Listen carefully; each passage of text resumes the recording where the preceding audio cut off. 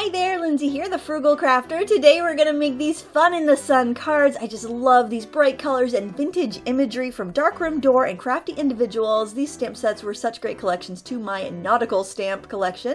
This video is brought to you by TopFlightStamps.com. They have wonderful stamps from all around the world, and they bring them to us here in the United States. Use the coupon code thefrugalcrafter10 to save 10% on your order, and if you live in the United States and order over $50 worth of products, it ships free. So great deals there. I am using a curved stamp mount to stamp this nautical collage by Darkroom Door on this just piece of smooth watercolor paper, and I'm going to stamp my other card too while I'm at it.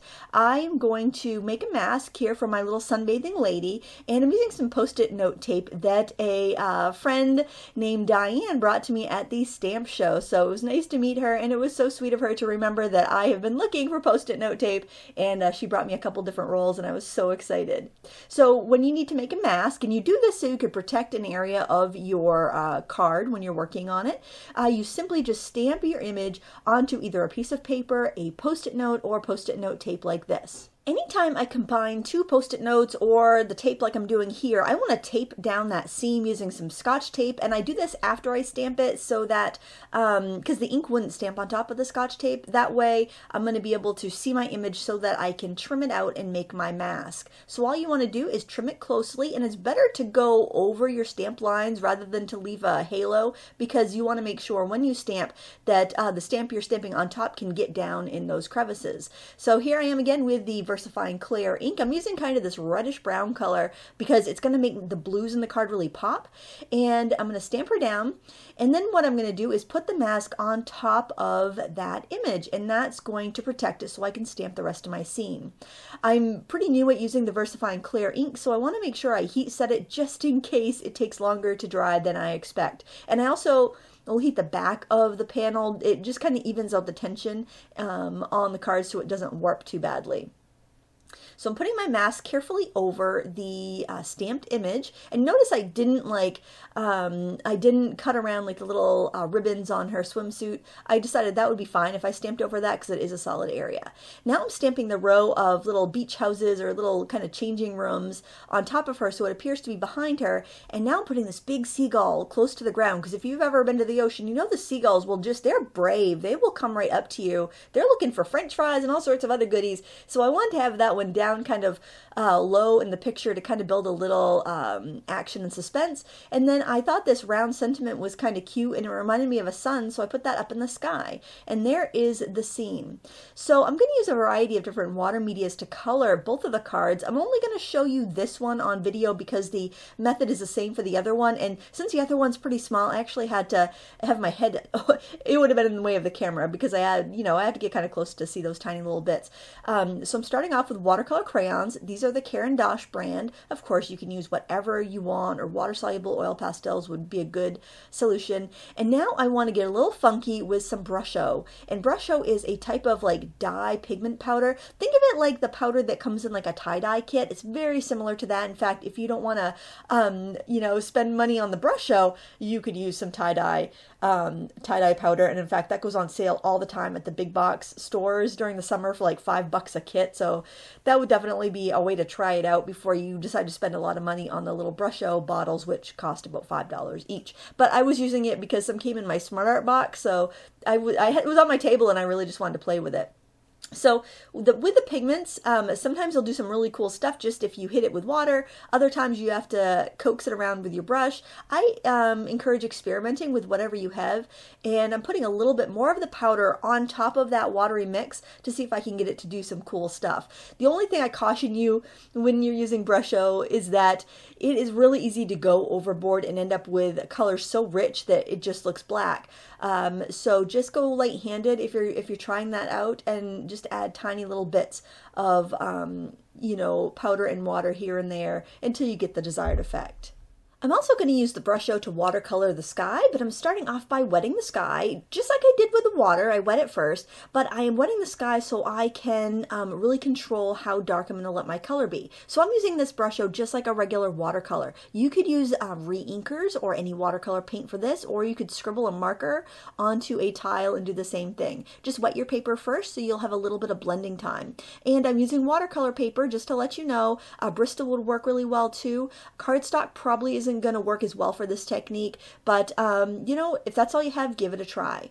And what I did was I just sprinkled a little Brusho into a little palette that I had, and I added water to it, and that's how I made my watercolor palette for this, because I had the colors out already, and I know it's going to match because it's the same colors that I used in the ground, so I don't have to worry about it not being the same blue or it clashing. I used that turquoise blue as one of the colors in the ground as well. Not the ground, the ocean. There you can see my palette, and it's just a really convenient way to use these colors. Now, if you're just going to use them like that in a palette, there's really no advantage on getting the Brusho colors versus just using watercolors.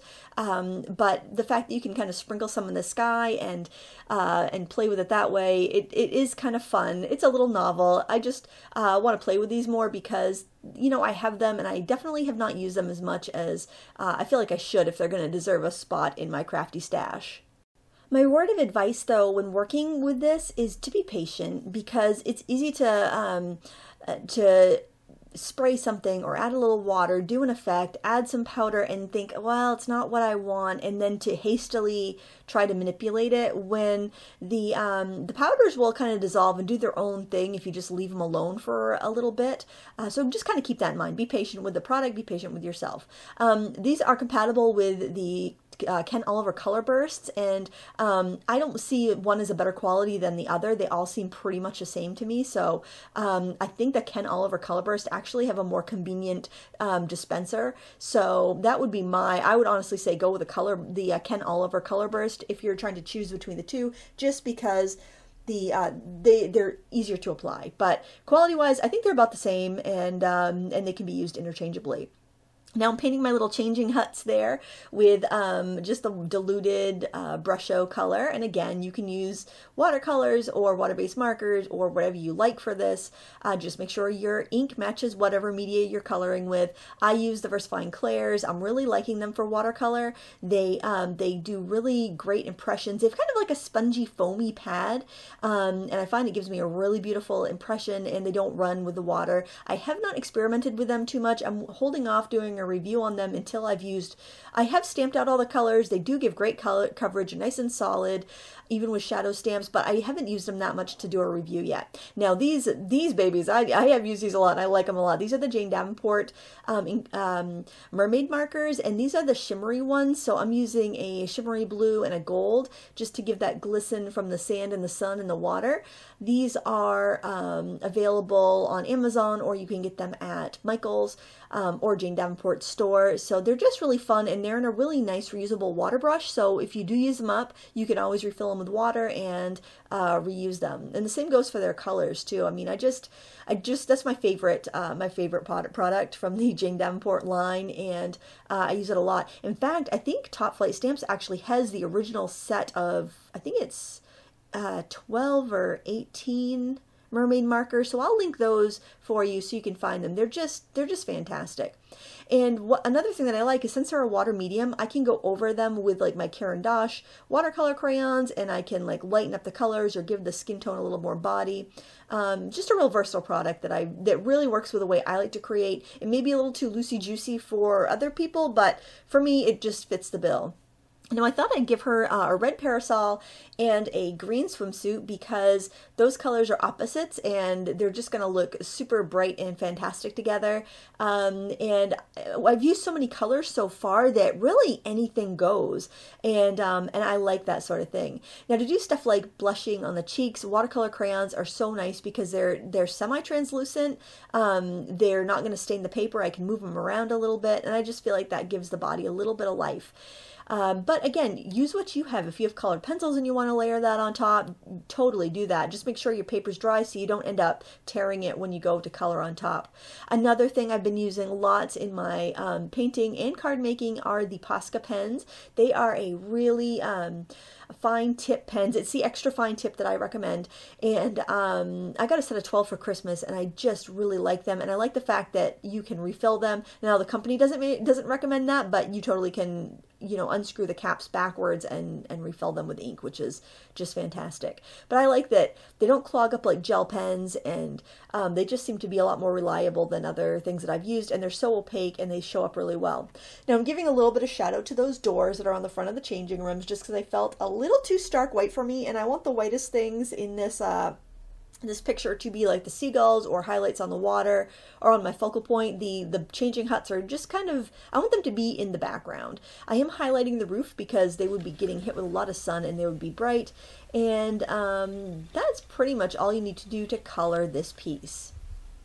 I colored the other image of the nautical creatures in the same fashion using the same materials, but like I said, you know, the images are smaller, so I had to have my head in there real close to be able to see what I was doing when I was coloring. And since they remind me of like a sheet of postage stamps, I used some postage edge decorative scissors to cut out the whole panel and use it as one embellishment. Now that's a great way to save time in your card making. If you have a collage image like that, you keep it as one separate thing. Now if I wanted to, I could use tinier postage scissors and cut them out small and, you know, use them to embellish different cards, but I thought that as one piece they were very striking and had a lot of dominance, so I decided they would be like the focal point of another card. I started sifting through some different Beachy papers I had. These are from Graphic 45. It's the On the Boardwalk collection, I believe, and I've had these for a while. I've been hoarding them. I really like them though, and I save every tiny little scrap because they're so precious.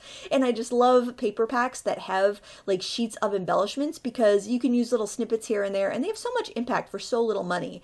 Now this is some pretty seashell vellum that I found in my stash, and I thought just a little tear of that would be a beautiful embellishment. And I like things that are translucent because you can layer them and add texture without like detracting from the rest of your card. I like this MC Escher style seahorse print, and I thought that would make a really nice background panel. And I'm using an old Martha Stewart punch to make photo corners because when I think of like, you know, vintage ladies, I think of old scrapbooks and those black photo corners that used to hold all the pictures in. And I just think it's a little more playful done with this polka dot fabric because I think polka dots and I think bikinis and beach, and you can tell I live in Maine where we have the shortest summer ever. So like I will hold on to every little beachy beachy thing that I can think of because it's just so short, and it's my favorite thing to do in the summer is to go to the beach, and I take as many opportunities as I can to do that. Now the only thing that irks me about this paper is look how gorgeous the backside is. I mean, come on, double-sided paper, that kills me sometimes because the backside is so pretty that I don't know if I should use the front side or the backside. So that is something that vexed me about this paper, and I think that's why I've hoarded it for so long, is because both sides are so stinking adorable. I don't know which side to use. So for attaching these little photo corners, what I find works pretty well is to use a permanent glue stick. I like these Avery glue sticks, and you can find them at any office supply store like Staples, or even like your big box department stores like Walmart or Target. They'll have these. It's a staple, but it works so well, and it's the only glue stick I've ever found to actually, you know, dry permanently and not pop off my cards or scrapbook pages. And it does say acid-free on the package, I believe, so you should be good to go there. Again, that's the Avery permanent glue stick, so not the school one or the washable one. You want to get the permanent ones for your card making. And like I said about using every little scrap, I'm using this little you know, scrap of paper here for an embellishment on the side. It's some old-fashioned postage. It was the back side of the polka dotted paper that I just clipped out or punched out for those photo corners. And before I glue my focal point down, I want to figure out how I'm going to use these other elements.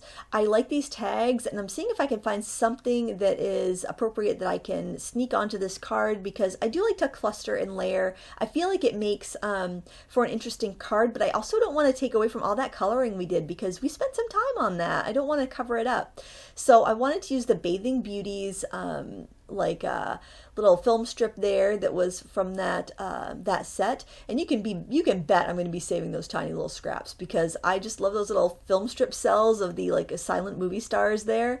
And I like to flip my card upside down, or backside up, I should say, and trim it off from the back, and that gives me a nice clean edge. I don't use a ton of die cutting or punching in my cards. I do a lot of stuff by hand, just because I can make it fit exactly what I'm doing and I don't have to go run over to another machine. Now, once I've gotten the main elements down, I can put in the other things. And vellum is a little tricky because to adhere it, you have to be careful because you'll be able to see your glue. And I figured a staple would work, and I didn't have a regular stapler downstairs, but I do have this old Fascinator stapler from EK Success. I don't think they make it anymore, but it's probably like the most useless thing in my craft room. But once in a while, I pull it out and I have use for it.